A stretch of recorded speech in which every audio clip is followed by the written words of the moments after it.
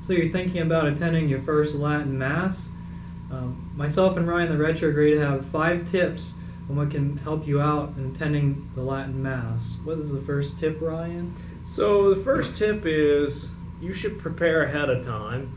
So find the text of the Missal online. Nowadays there's like a million websites where you can find the text of the Old Mass and read the thing over so you have a feel for like what happens at the beginning of Mass, the middle, and then at the end.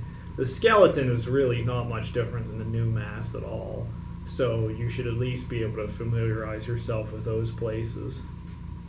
I'll post a link down below to a Latin Mass Missal which you can read over to the text of the Mass. On the second point, I say read the propers before the Mass. So if you can figure it out, find out, okay, I'm going to go tomorrow. Tomorrow is the fourth Sunday after Easter.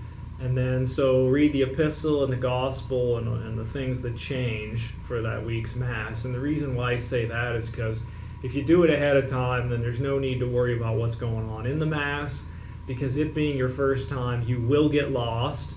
And if you try to follow along in a book or figure out what these propers are, forget about it. You'll be in complete distraction and you'll get frustrated. So that's why I say point 1 was study the Mass, the text beforehand, get it in your head. And then the second one is look at the Mass propers. That way you already know what the epistle and the gospel are before the Mass begins, and so then you can pray about that during the Mass.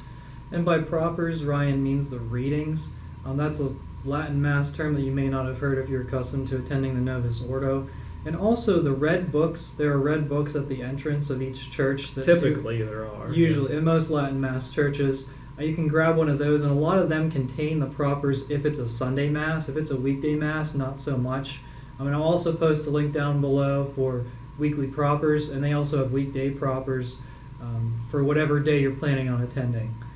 Point number 3.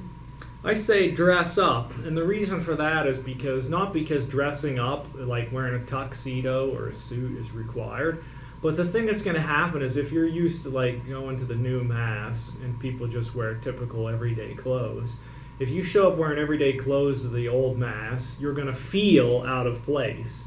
Nobody is probably going to say anything to you, but you will feel out of place and you'll feel uncomfortable. So therefore, you should just dress up, and then you won't feel uncomfortable either. And you'll say, oh, this suit doesn't fit very well.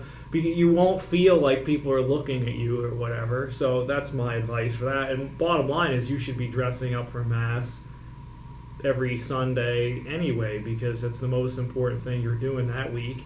And you're meeting the King of Kings and the Lord of Lords, and so you need to have on a wedding garment, as the Bible says. It's a great habit to get into, and yeah, like Ryan said, you won't feel out of place. What would you recommend for veiling? I know that some women veil, some don't. I know that some women do veil because they feel out of place whenever they attend the Latin Mass. So it's one of those things. If you are a woman and you have a veil, then you should wear it. If you don't have one, well, then obviously you can't wear it. I mean, if you do have, you could make do with a scarf and wrap it up like a babushka, and that's sufficient. Or just take the scarf, if it's wide, just put it over your head. That would be sufficient too. If you don't actually have a veil, or if you have a hat. I mean, a hat is actually what English-speaking people used to wear. A mantilla or a veil is pretty much a Spanish or an Italian thing. And amongst Northern Europeans and English, women wore hats. So if you have any kind of hat, which I'm sure most women do, just wear the hat, and that's what you should be wearing. And if you decide not to wear a hat or a veil, I know at least I won't judge you. There's not going to be any police. There's no police force that's going to come arrest you. They might arrest you if you're not wearing a mask, for being out after dark, for going to the grocery store too many times. But you won't get arrested. There's no veiled police who will arrest you or yell at you or whatever. Okay, point number 4. So point 4 is don't bother trying to follow along with a missal at Mass, because you will not be able to follow at first. And I speak from experience, because before I went to my first Latin Mass, which was actually this day in, I think it was 2000 or 2001. It was the Sunday, the octave day of Easter. so Low Sunday, and it was either in 2000 or 2001. And I had prepared ahead of time. I read the missal online. I found the text, and so I think I had the red book. And Mass began. I was like, I have no idea what's going on. And the reason why is because Mass began with a Vidi Aquam, and I hadn't prepared for a Vidi Aquam. So that threw me off, and it wasn't until like the choir was singing a Kyrie and then the Gloria in Excelsis where I realized, oh, that's where we are. But even with all that preparation, it did no good, and I was not able to follow along. So I say, do not bother with a book unless you've been to Mass 5 times and you're able to understand at what point you are in the Mass. Then you can use a book during the Mass to follow along and pray the prayers with the priest. It'll remove a ton of frustration from you if you don't even bother with a missal your first couple times. I would say it doesn't hurt to pick up a missal. What would be really helpful is to find someone that you know. Maybe you don't know anyone at the parish, and that's fine because you can always make friends, and then you can sit with them and maybe have them help you out as you move along with the Mass, or kind of like look over their shoulder at where they're at. That helps a lot, yeah. That If you could- go with a friend, it's a lot easier. Or even make a friend after your first Latin Mass or whatever. A lot of them have covered dish dinners afterwards.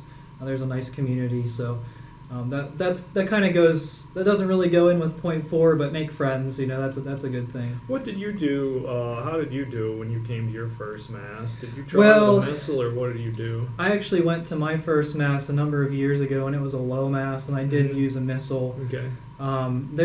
It was a very small weekday low Mass, so there was Oh. no singing. Yeah. And when I came here, it was a high Mass. My first Mass here was a high Mass, and it was after several years after I'd gone to my last Latin Mass.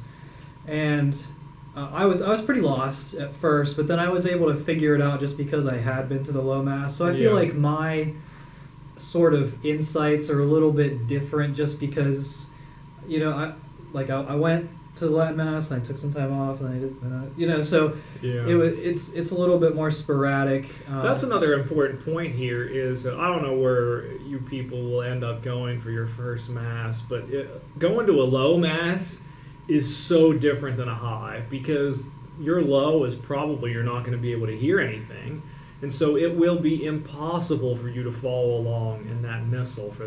Maybe you'll be able to follow along and say like, okay, yes, he's now reciting the Gloria. But if you don't know Latin, you're going to be kind of lost. So if it's a high Mass, it's a lot easier because the choir is singing these things, and you'll know by the first words of what they sing what part of Mass it is. So again, even more, if you're at a low Mass, even better reason not to bother trying to follow along with a missal. So point number 5. So with that in mind, because the first couple times you're going to be struggling to find your place, so don't try. So you go and you show up and you just absorb like a sponge the Mass and the graces that are available to you. So treat it like a Eucharistic adoration, a holy hour.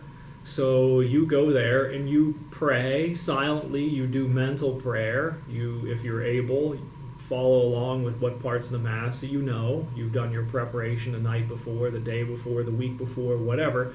So you know the overall scheme of the Mass. And so therefore then in those particular parts you can meditate upon those parts of the life of Christ. For instance, when the priest is up there reading the epistle, reading the gospel, you can meditate upon Christ teaching his disciples. When he recites the creed, you meditate upon the mysteries revealed to us by the church. When he does the canon of the Mass and the consecration, and you meditate upon the passion, death of Christ. At the communion, you meditate upon the resurrection of Christ, the last judgment, eternal bliss, etc. And then at the last gospel, you meditate upon and think about how you will take the gospel to the rest of the world and be a disciple of Christ.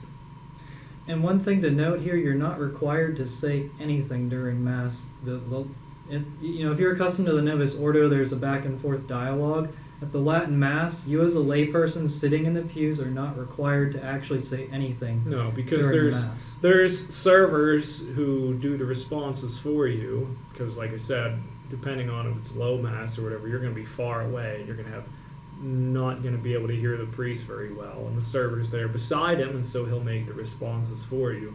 If it's at high mass, all the dialogues are sung, and so the choir will do all those responses for you. Over time, you'll begin to learn all these responses, and so then at high mass, you'll be able to sing back to the priest. Another important thing to note is that you receive communion on the tongue while kneeling at the altar rail, and you do not say Amen whenever the priest distributes communion. He will say it for you. Do you have any closing thoughts? Yeah, I would just say that I don't remember when I first started to receive communion on the tongue, if it was in the new Mass or the old. But I do remember when I first switched over that it was to learn how to do it, I was a little bit scared. But it's actually pretty easy. I mean, you just kind of like open your mouth wide, stick out your tongue a little bit, not out like really far, but and then don't move. and then that's all you do. You don't have to worry about saying Amen. The priest comes, puts the sacred host on your tongue, and then you eat it. So this isn't like splitting the atom or anything. It's what every baby does when they're waiting to get fed. They just hold their mouth open and go and point at stuff, and then here comes a spoonful of food. But in this case, it's just the sacred host that goes on your tongue. All right, well, thank you so much for watching. Thank you, Ryan. You're welcome. We hope that your first Latin Mass was a great experience, and I'd be really interested to hear what you think. Please post in the comments below what you think, and if you have any questions, I'm sure a lot of people at your Latin Mass parish will be happy to answer this for you, and we'd also be happy to answer any questions you have as well.